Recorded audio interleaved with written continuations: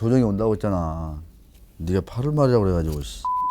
유일한 경제TV, UTV의 유일한입니다.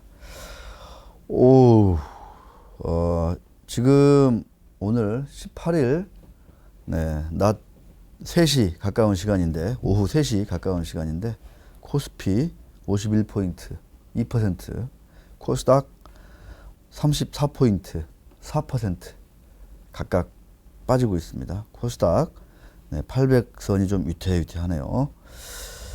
자, 정부가 방역 단계를 한 단계 또 높일 걸로 예상이 되는 가운데 이제 호재가 사실상 이제 별로 없죠. 동학개미들 사는 거 빼고는. 제가 지난 시간에 말씀드렸잖아요. 제가 왜 뜨거운 여름에 한번 좀 조심해야 된다 말씀을 드린 이유가 딱 뭐였죠? 숫자. 무슨 코로나 치료제, 백신이 어떻게 되고 치료제를 누가 내놓고 이런 거, 이런 뉴스 플로우라든가 이런 어떤 정보의 어떤 뜨거움, 온도차, 이런 게 아니고, 숫자, 기업 실적이라든가, 특히 이제 시장에 대한 밸류에이션, 우리가 얼마나 비싼 가격에, 싼 가격에 사고 팔 수 있는 여건이냐를 봤을 때, 코스닥은 논외로 치고, 코스피만 해도 3월 11일, 12일 0.6이 깨지던 게 1.0을 넘어섰더라. 제가 그걸 보고 깜짝 놀라가지고 또 한번 간만에 시황을 한번 했잖아요. 시황을. 제가 웬만하면 시황을 안 합니다. 시황을 하더라도 항상 실사구시하고 숫자와 계좌 일각에서 이렇게 시황을 하려고 애를 쓰다 보니까 참 말씀드리기도 조심스러운데, 비싼 것만큼 더 심한 악재는 없다 그랬어요. 싼 것만큼 더 좋은 호재는 없다. 이런 말도 있고. 지금은 특히나 UTV에서 지금 가장 안타깝게 생각하는 주주의 비례적 이익 보호. 지배주주와 일반 주주를 똑같이 보호하고 그 재산권을 존중해야 될 의무가 누구한테 있다? 미국은 누구한테 있다? 이사들한테 있다. 이사들이 일반 주주, 회사의 계좌뿐만 아니라 주주들의 계좌까지, 지배주주와 일반 주주를 포함한 모든 주주들의 계좌를 보호하는 것을 의무로 하고 있습니다. 미국에서는. 유럽은 조금 달라요. 관점이. 하지만 유럽 주식시장도 이사들이 주주들에게 손해를 끼치는 합병 분할을 했다가는 바로 이건 소송감이죠. 유럽에서도 마찬가지입니다. 미국은 특히나 이런 어떤 주주 관점에서 여러 가지 기업 거버넌스가 정착이 되어 있는 미국에서는 이사들이 회사의 계좌뿐만 아니라 주주들의 계좌도 보호해야 됩니다. 그렇게 일을 많이 해 이렇게 생각할 수 있는데, 그만큼 미국의 이사들은 대접을 받죠. 존중을 받고. 엄청난 권한이 있지 않습니까? 스톡옵션 이런 거 보면 천문학적이죠, 사실, 미국 이사들. 그래도 그 시장에서는 큰 불만을 갖지 않아요. 왜 그러죠? 그만큼 할 일을 하니까. 그렇습니다. 주주들 입장에서도 자기들을 위해서 열과성을 다해서 정말 주가를 올리기 위해서 주주들의 계좌를 보호하고 계좌를 살찌우기 위해서, 주가를 올리기 위해서 그렇게 불철주야 24시간 일하는데 스톡옵션 좀 받아간다고 해서 그게 큰 자기들한테 손해가 돼요? 아니죠. 같이 가는 거죠. 이해관계가 대부분의 경우에 있어서. 물론 예외도 있습니다. 없지 않아 있고. 근데 우리는 그와 정반대다 말씀 계속 제가 드리고 있잖아요. 대한민국 상장사의 이사회는 지배주주의 이익을 극대화하기 위해서 혈안이 되어 있다. 지배주주들의 이익을 극대화하려고 어떻게 합병 분할을 하고, 어떻게 자본거래를 하고, 자사주 매입을 하고, 주식 매수를 청구하고, 오만 가지 일들을 하죠. 어떻게 IR을 하고, 어떻게 결산을 하고, 다 그게 이 지배구조의 정점에 있는 지배주주한테 가 있어요. 모든 관심이. 그러니까 대한민국의 일반 주주들, 일반 주주를 대표하는 국민연금은 참 그 불쌍한 거예요. 안타깝죠. 그 국민연금 지킴이를 자처하면서 100회를 달려온 UTV는 참 그러고 보면 참 너무나 그 힘든 문제를 주제의식으로 삼은 거죠, 사실은. 사실상 어떻게 보면 난공불락인데, 그런 그 기업 거버넌스가. 난공불락이죠, 어떻게 보면 사실은. 제가 말씀드려도 별로, 내일처럼 와닿지 않으시잖아요, 그죠? 예. 제가 오늘 서두에서 말씀드려 볼게요. 동학개미들 코스닥 너무 지금 위험하다. 계속 말씀드려요, 제가. 올해 들어서 어제까지, 지난 금요일까지죠. 그 코스닥 시장 개인들 순매수가 10조 4천억이에요. 10조 4천억. 코스닥 시장 10조 4천억. 오늘도 지금 한 4천억은 능히 거뜬히 살 것 같은데 보니까 더하면 얼추 이제 11조 가까운 거예요. 코스닥 시장 순매수가. 근데 코스피는 한 37조 넘었어요. 근데 코스피는 최근에 강 PD 어때? 사고 팔고 좀 하죠. 그죠? 우량주 투자하는 개인들은 좀 대형주, 코스피 대형주 투자하는 개인들은 오르면 팔 줄도 알아요. 근데 코스닥 투자하는 시장의 개인들은 어떻다? 말 그대로, 탐욕, 뭐 약간의 탐욕과 어떤 공포를 또 즐겨야 되는 그런 상황이 아닌가. 탐욕을 즐기고 공포에 또 떨어야 되는 그런 운명에 처하는 게 아닌가. 좀 걱정이 됩니다, 제법. 쉬어가는 것도 투자다 이런 말도 있는데 전혀 그럴 줄 몰라요.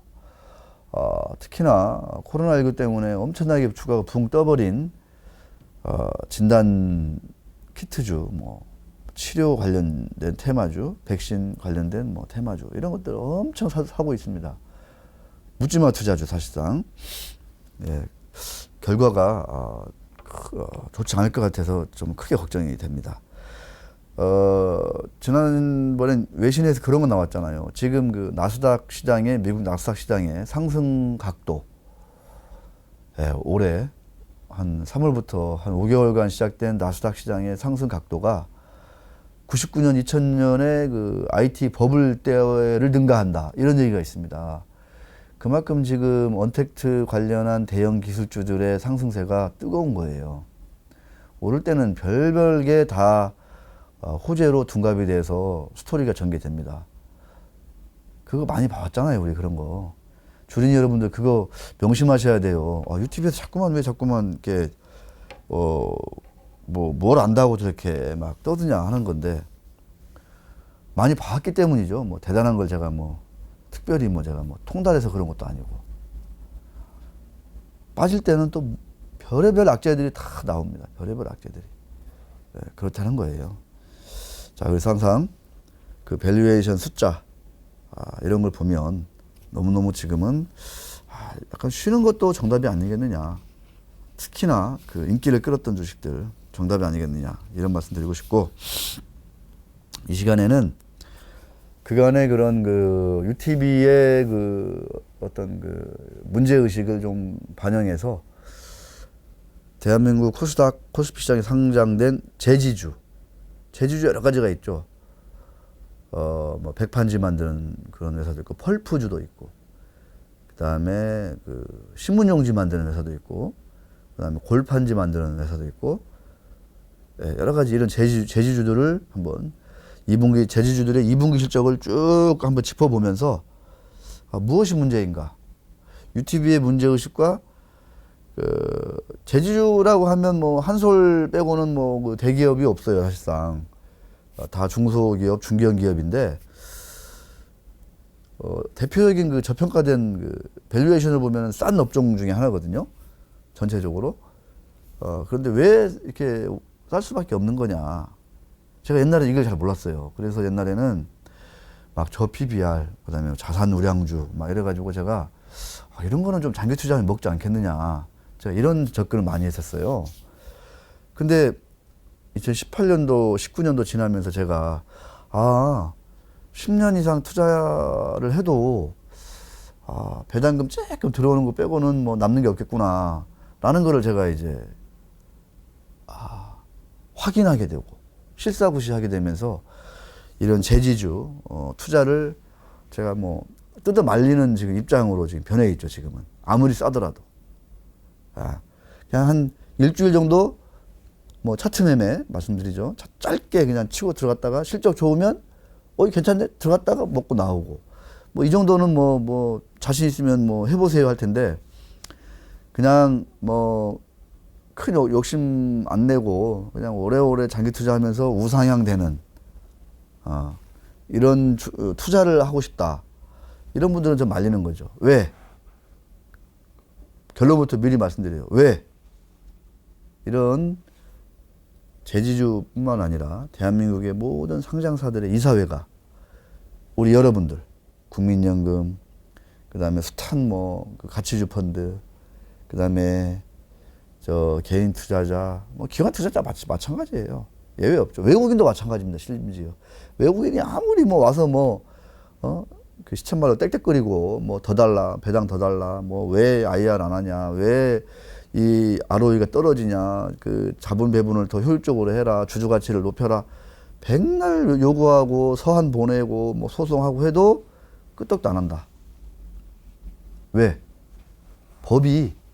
상법이 자본시장법이 그렇게 해도 아무런 문제를 삼지 않기 때문에 소송을 해도 전혀 그 명예나 재산상의 손해가 없기 때문에 그냥 대한민국의 상장사의 이사들은 지배주주만 보고 간다. 그래서 어떤 데 투자해야 돼? 지배주주가 앞으로 한 2, 3년 동안 주가 한번 올려보자. 이런 정보가 대한민국에서는 최고의 정보입니다. 이런 정보가. 실적이 좋아져요. 배당금이 늘어나요.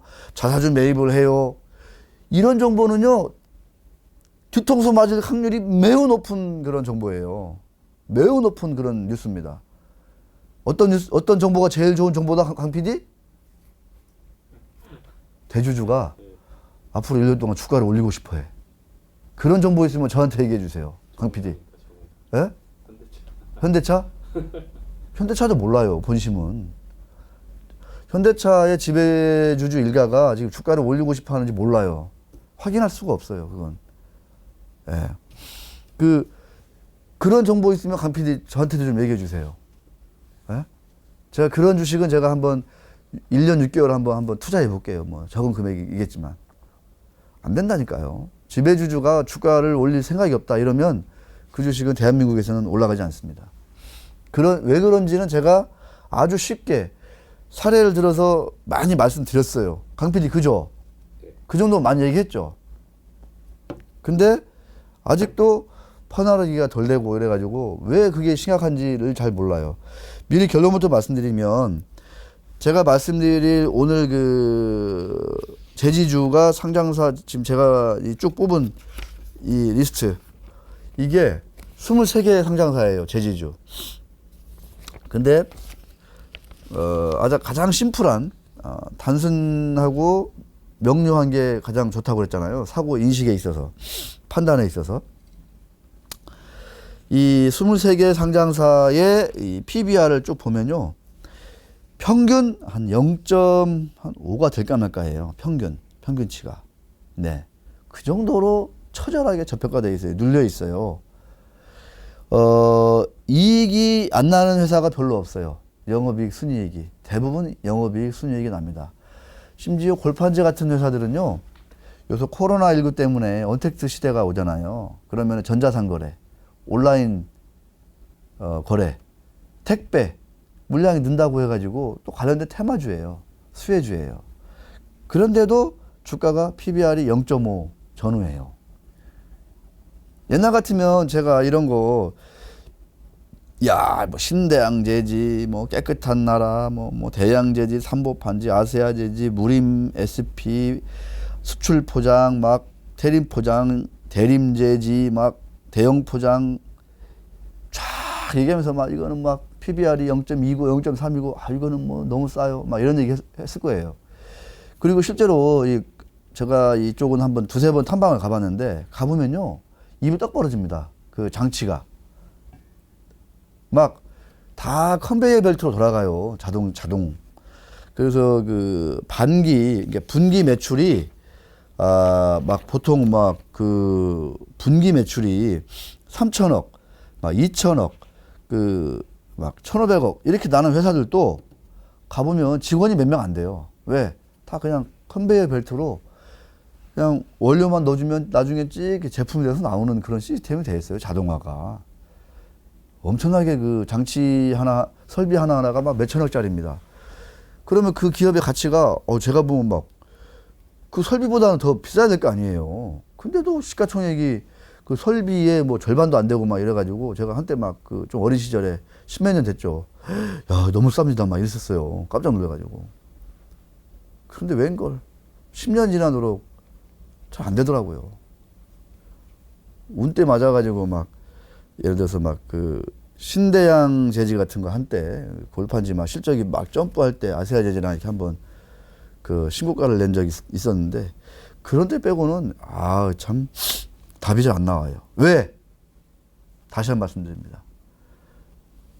우리 일반 주주 여러분의 계좌는 전혀 관심 사항이 아니다. 상장사의 이사회의 관심 사항이 아니다. 그런 거를 알고 투자하시라. 그래서 그런 기업의 거버넌스를 그 거버넌스 환경을 만드는 법과 제도가 좀 많이 근본적으로 뜯어 고쳐지지 않는 이상은 항상 지배주주의 입맛에 따라 주가가 좌우될 수밖에 없다. 예, 그렇습니다. 제가 최근에 이제 그 말씀 드렸던가, 예. 삼성물산, 삼성생명이 올랐을 때 제가 이제 뭐 한번 좀 이렇게 옛날에 한번 했었어요. 뭐 이렇게 했었는데 막 댓글이 뭐 이렇게 자랑질을 하냐 막 댓글 올라왔고 그랬는데 사실은 그냥 그거는 주가가 그냥 그 시장이 많이 올랐기 때문에 오른 측면도 분명히 있어요. 근데 아직 삼성그룹주는 제대로 이게 장기적으로 막 지금 막 올인해야 된다 이렇게 드릴 수가 없어요. 저는. 왜? 아직 그 상속 증여의 문제가 해결되지 않았잖아요. 삼성그룹주. 그죠? 뭐 지금 이재용 부회장 뭐 소송 걸린 것도 있지만 그보다도 그 상속 증여의 문제가 끝나지 않았어요. 그리고 지배 구조가 어떻게 바뀔지 아직 결정이 안 났습니다. 뭐 일간에서는 뭐 그 삼성생명법 이른바 그 보험사에 관한 3%를 지난번에 한번 했죠. 그거 이제 민주당이 투자 지분을 뭐 장부가에서 시가로 바꾸려고 한다 그러면서 삼성생명이 삼성전자, 삼성화재가 뭐 무엇을 또 팔려고 하는 거 아니냐. 지금 팔 수 있어요? 지금 못 팝니다. 어떻게 지금 삼성생명이 삼성전자 지분을 팔 수가 있어요. 지배구조가 아직 어떻게 할지 전혀 지금 윤곽이 안 드러나고 있는데 팔 수 있는 지분이 아니에요. 우리나라의 그런 어떤 기업 거버넌스 이 틀 안에서는 쉽게 손댈 수 있는 지분이 아닙니다. 그냥 주가 올라가니까 그냥 그런 거 갖다 붙여서 설명하는 거예요. 자, 이런 말씀 드리면은, 야, 그러면 UTV 도대체 그러면 뭘 어쩌란 말이냐.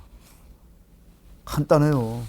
동학개미운동 지금 열심히 하고 있잖아요. 그 동학개미운동에 나서고 계신 우리 동학개미분이, 무엇 하셔야 되냐면, 지금은 벌써 막 코스닥 지금 막, 올해 들어서 막 10조 샀잖아요. 코스닥 주식 살 게 아닙니다, 지금은. 지금 뭘 해야 되냐. 대한민국의 기업 거버넌스를 규제하는, 규정 짓는 법과 제도를 선진화시켜라. 내 계좌, 지금 동학개미군 내 자신의 계좌도 이사회의 이사들이 보호할 수 있도록 상법을 고쳐달라. 이런 요구를 해야 됩니다. 요새는 요구할 수 있는 채널이 많잖아요.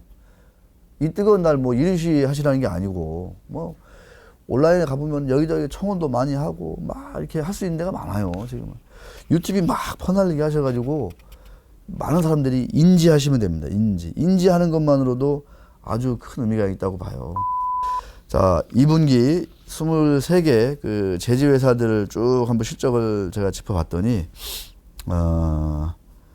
역시 이제 제지주들은 특수한 환경에 있는 그 제지주들 오늘 깨끗한 나라가 오르던데, 이 깨끗한 나라는 그거예요. 그 포장지하고 그 다음에 뭐죠 그거 물티슈. 그 두 개 다 뭐야, 두 개 다 코로나19하고 관련이 있잖아요. 그래가지고 실적이 상당히 지금 1분기 2분기 실적이 계속 좋아요, 깨끗한 나라는. 예. 그렇기 때문에 주가도 좀 오르는 것 같고. 자, 쭉 보겠습니다. 이익률 측면에서는 대림제지네요. 대림제지가 영업이익률이 16.2%로 1등이에요. 별도인데 291억 매출에 47억 원 영업이익을 냈어요. 상당히 이 제지주 치고는 상당히 우수한 이익률이에요. 완전히 그 매출이 작은 스몰캡인데 이런 또 저력이 있네요. 그죠? 그 다음에 2등은 어디냐면은 세하예요. 세하 15%. 473억 매출액에 영업이익이 54억. 그래서 15% 영업이익률. 근데 여기는 이제 그 M&A가 된 지 얼마 안 됐을 거예요, 아마. 그래서 이것저것 회사가 좀 바뀔 게 좀 많이 있겠죠, 아무래도. 실적도 좀 변동성이 좀 클 수밖에 없지 않나 이런 생각이 들고. 중요한 건 뭐냐? 여기서 또 우리가 또 제가 말씀드리고 싶은 거. 아무리 작은 회사라도 그 기업을 온전히 이해하는 데는 많은 투자가 필요하다. 시간 투자를 하셔야 되고, 에너지 투자를 하셔야 됩니다. 공부를 진짜 많이 하셔야 돼요. 그래야 분기 매출액이 100억, 200억 나는 회사도 조금 이해를 할 수 있어요. 거저 한두 마디 듣고 페이퍼 한두 장 읽고 내가 그 기업을 좀 안다고 그래가지고 딱 자신감 갖고 들어간다? 천만의 말씀이죠. 천만의 말씀입니다. 그 다음은 어디가 높냐? 영풍제지. 야, 영풍제지도 참 영업이익률이 높네요. 영풍제지는 그거잖아요. 그 휴지 그 심지 그거. 역시 이제 그 위생이 강조되는 시대다 보니까 그런 쪽이 좀 괜찮은 것 같아요. 그런데 이제 EQ 매출액은 많이 줄었어요. 2분기, 1분기에 비해서 많이 줄었는데 211억 매출액에 이게 연결인데 30억 영업이익이 났네요. 줄긴 줄었는데 매출의 영업이익률은 14.3%로 그 다음을 차지했고, 그 다음 조금 눈에 띄는 게 신대양제지. 골판지 중에서는 역시 신대양제지가 이익률이 거의 1등입니다. 1등. 네, 13% 이익률인데 여기도 보니까 영업이익이 줄긴 줄어요. 1분기 220억에서 2분기 193억으로 줄어요. 매출액도 1540억에서 1480억으로 줄어요. 이렇게 수혜가 된다는 그 몇 안 되는 제조업이잖아요. 이 코로나19 때 뭔가 좀 반사이익이 있다. 언택트 관련해서. 그런데도 매출이 이렇게 확 줄어요. 코로나19가 이렇게 무서운 겁니다. 웬만한 제조업들은 지금 매출액, 영업이익, 이익률 많이 줄고 있습니다. 자, 그 다음에 참 이 테림페이퍼 비상장사, 네, 영업이익이 213억에서 204억, 그래도 200억이 넘네요. 연결로 갔죠. 여기는 이제 대주주가 세아로 넘어갔죠. 테림페이퍼 세아로 넘어갔습니다. 참 인수가 된 뒤로 이제 상장 폐지됐는데, 제가 테림페이퍼에 관한 얘기는 많이 말씀드렸죠. 자, 테림페이퍼가 이제 뭘 가지고 있어요? 이제 테림포장 들고 있어요. 테림포장. 그렇습니다. 자, 그래서 상장되어 있는 테림포장은 2분기 영업이익이 5억으로 줄었네요. 5억으로 급감했습니다. 급감. 그런데 비상장사이면서 지배주주가 몽땅 100% 다 들고 있는 테림페이퍼는 213억에서 204억으로 그렇게 많이 안 줄었어요. 영업이익률도 12%로 유지가 되고 있고. 2분기 실적에서 제지주 중에 조금 선방한 섹터는 뭐냐면은 펄프 쪽이야. 펄프 가공해가지고 그 인쇄용지 만드는 데 있잖아요. 그 원료 만드는 데들. 자, 특히 대표적인 게 이제 무림그룹. 무림 PMP. 36억에서 155억으로 영업이익이 증가했어요. 그러면서 여기도 진짜 매출액도 많이 늘고, 그러다 보니까 상당히 좀 이게 좀 계속 유지가 된다 그러면 무림 PMP를 한번 좀 관심 있게 좀 보셔야 되는 거 아니냐 이런 생각이 좀 들기도 합니다. 여기 또 대표적으로 또 저 PBR 업종이거든요. 이게 무림그룹. 그런데 이익까지 는다. 그러면 남다른 의미를 좀 부여할 수는 있을 것 같습니다. 그렇죠? 그 다음에 여기에서 이제 우리가 뭘 하냐? 자, 짠 하면 또 이 판을 또 한번 더 벌려보겠습니다. PBR, 자 이제 해서 밸류에이션을 우리가 쭉 해봅니다. 밸류에이션.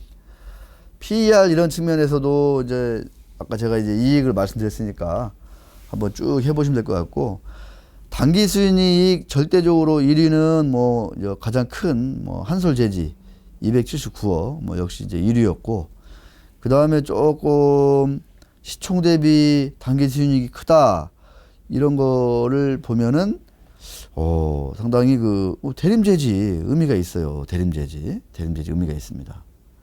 네, 대림재지가 좀 의미가 좀 있어요. 아까 말씀드렸지만 있고, 그 다음에 나머지 회사들은 다 밸류에이션이 그렇게 높지 않다, 과하지 않다. 뭐 빼고?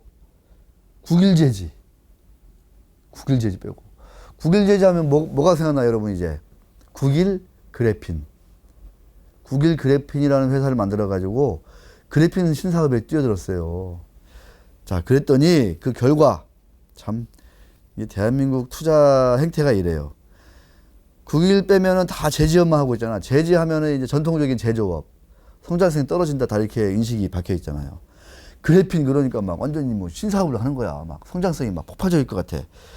그래서 국일제지의 PBR은 몇 배? 12배. 나머지는 몇 배? 0.5배 전후. 그러니까 밸류에이션 차이가 0.5대 12배니까 한 20배 정도 차이가 나는 거예요. 그래서 그래핀이라는 신사업을 하고 있냐 안 하고 있냐, 이게 밸류에이션의 20배 차이를 가져왔다. 다시 말해서 뭐냐? 대한민국 투자자들은 뭘 좋아한다? 성장성 좋아한다. 성장성. 뭐 좋아한다? 테마주 좋아한다. 성장성. 너무 좋아한다.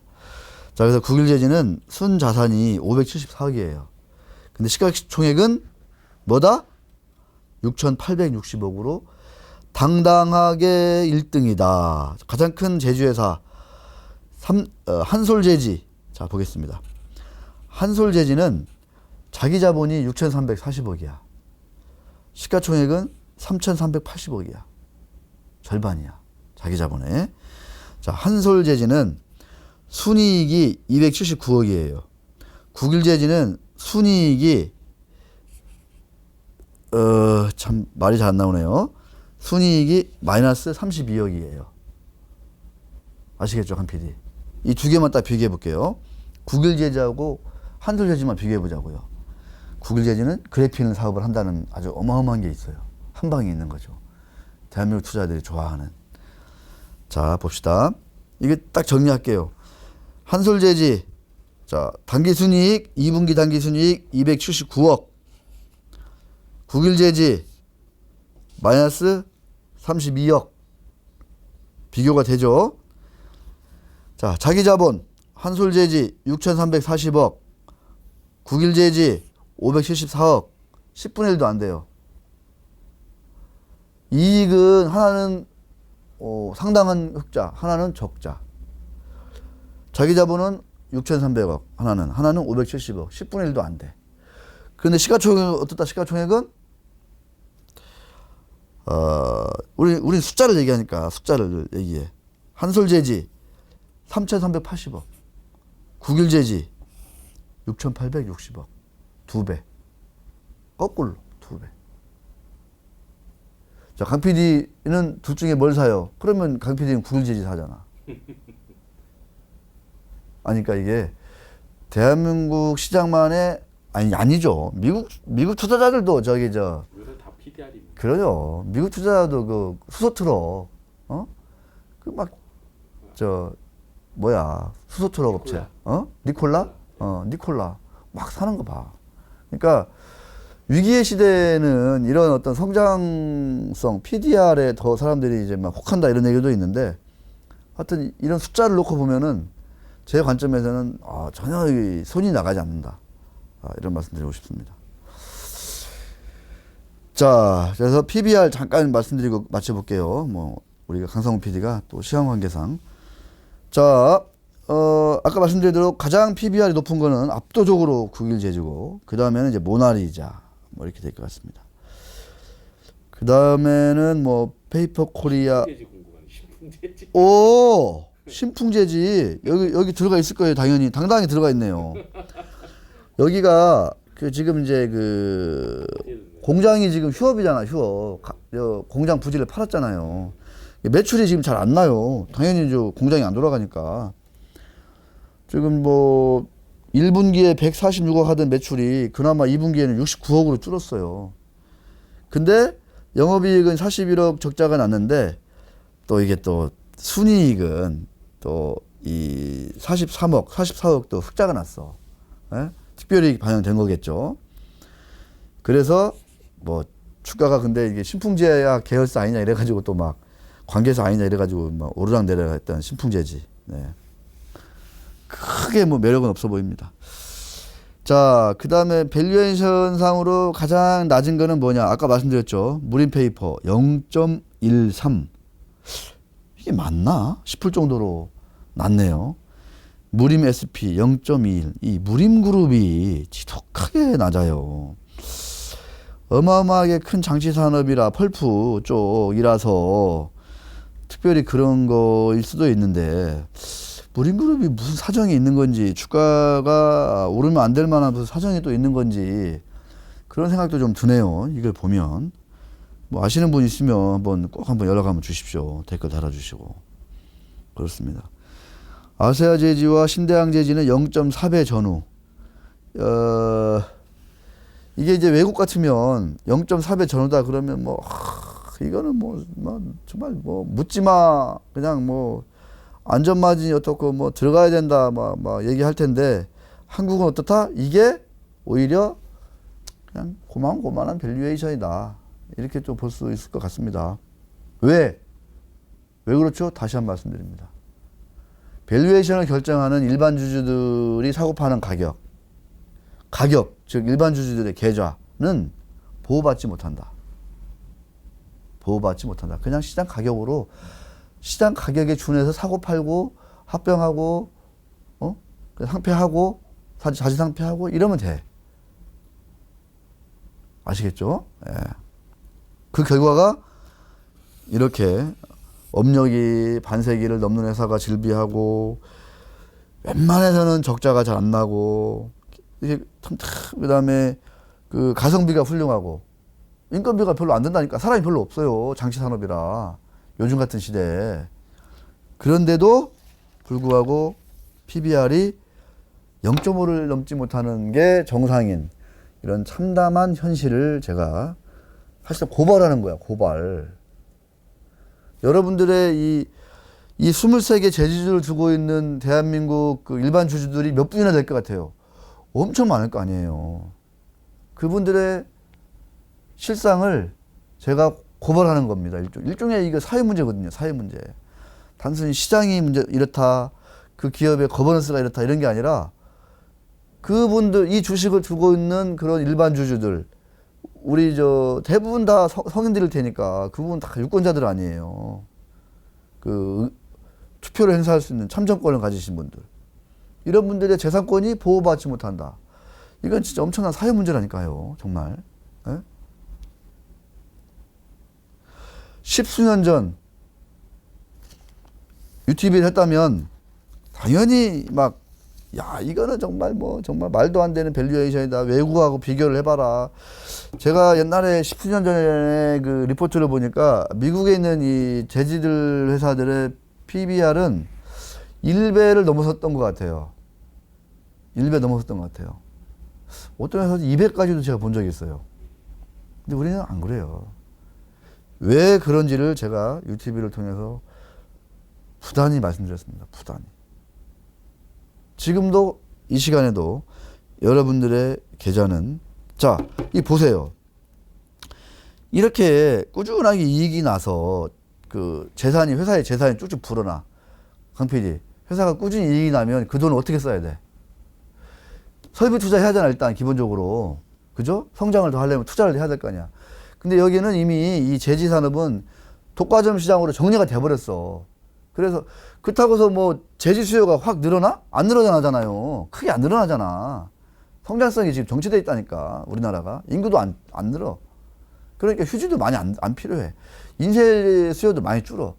거기다가 시장은 독과점으로 돼 있어. 과점으로. 그러니까 설비 투자에 돈을 쓸 필요가 없어요. 그런 어마어마한 게 매력 있는 산업이야.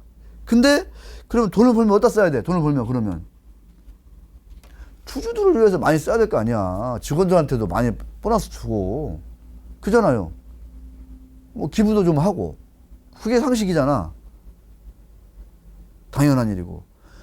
안 써. 그냥 회사 금고에 넣어놔. 왜? 지배주들이 다 자기 거라고 생각해. 자기 거라고 생각해. 자기 거라고. 일반 주주들 안 줘도 전혀 문제가 안 돼요. 완전. 내 나라 해도 왜? 근거 가져와봐. 네가 뭔데? 이러면 끝이야, 그냥. 그럼 주총장 붙어볼래? 붙어봐. 이렇게 우량한 회사들은 대주주 지분이 많아, 적어? 많지. 부실한 회사들은 지배주주 지분이 적어, 많아? 적죠. 코스닥 회사들은 지배주주 지분이 많아, 적어? 적죠. 적어요. 지배주주 10% 20% 되는 회사들 절대 투자하면 안 됩니다. 진짜로. 물론 예외는 있어요. 제가 100%다 그렇다는 게 아니라 무슨 사정이 있어서 적을 수밖에 없는 그런 사정이 있는 회사도 있죠. 좋은 회사인데.